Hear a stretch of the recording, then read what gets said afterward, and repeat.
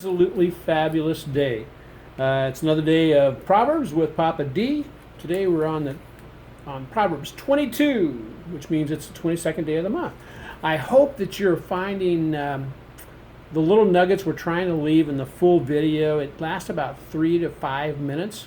I hope go there. You might get a little bit of a snippet in the preview of 30 seconds or so, but gosh, you're not going to get enough from that. The other thing, just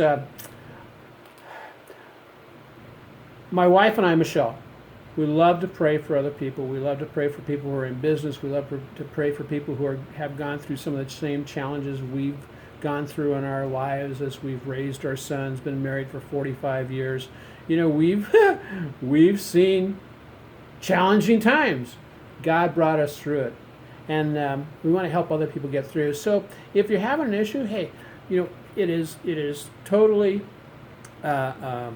private. We won't share it with anybody else, but send me an email at papa.dww1@gmail if you need to get onto our prayer list, and we'd be glad to take care of that. Proverbs 22. Proverbs 22 is the Proverbs that almost every parent in the world knows about. Some who try to ignore what Proverbs 22 says, and some that apply what Proverbs 22 says. And I'm primarily going into Proverbs 22:6.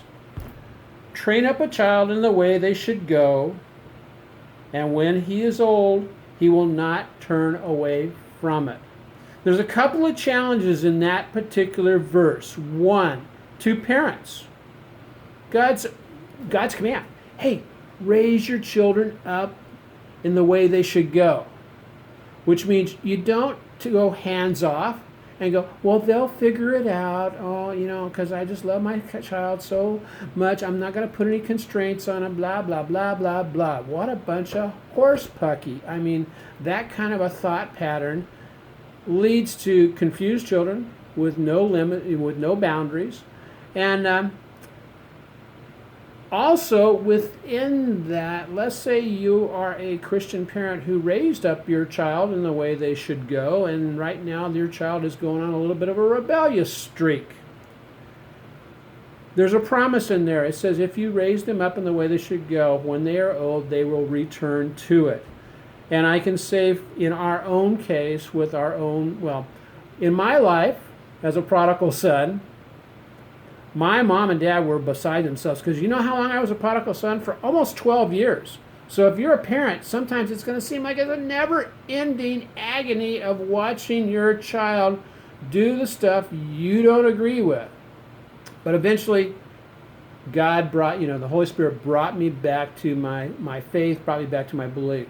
And then I got to relive that in my own life as a dad, in the lives of my sons. In different areas.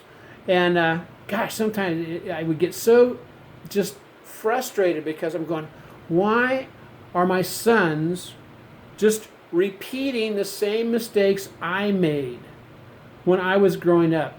Why haven't they learned what was going on? And so parents, hang in there. It will seem like sometimes an eternity for a child, a prodigal child to come back. But, just keep the faith. Keep praying that they will. The rest of Proverbs, I'll leave off with just a couple of things that just says, humility and the fear of the Lord bring wealth and honor and life.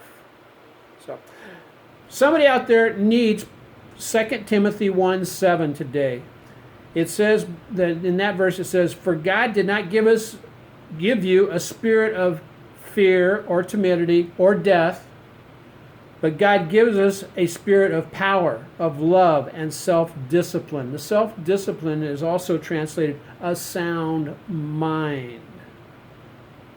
So if you're struggling with something in that area, remember, the fear, timidity, and death comes from the evil one. That's where that spirit comes from.